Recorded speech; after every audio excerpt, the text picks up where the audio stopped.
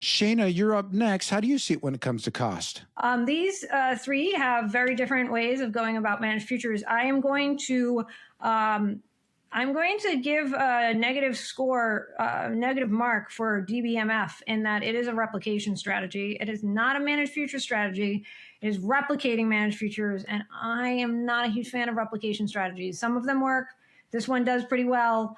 But you'll see when we get to performance and the like that it takes some liberties here that make it not actually perform like a managed future strategies. And I am a big believer of when I purchase something, it plays a role in a portfolio and I want it to play that role. Outperforming at times when you shouldn't be outperforming, some people might be just fine with that, but it takes away from the diversification benefits of the product and why I own it in a portfolio. So I'm going to ding DBMF for that. KMLM is managed by the Mount Lucas Management, which is the oldest provider of managed futures index out there. The Mount Lucas Managed Futures Index is I think it's the oldest and the original one. Been around since 1988, I believe. It uses a very clear strategy. It gives you exposure to commodities, currencies, and fixed income futures in their managed futures buckets. And it defines what falls into those buckets very clearly. So you know exactly what you're getting.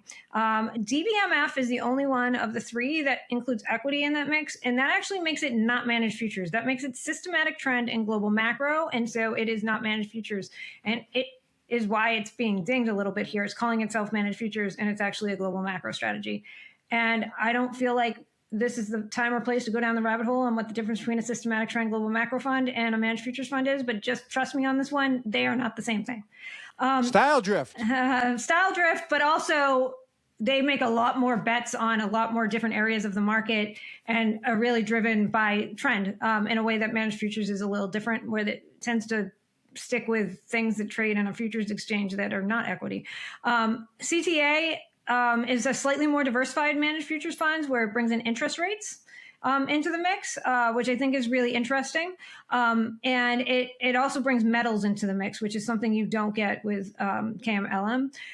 So for me, just to have a good mix of diversification in a managed futures product that serves and plays the role of managed futures in a portfolio the way I would expect it to, from like a correlation and all that good stuff.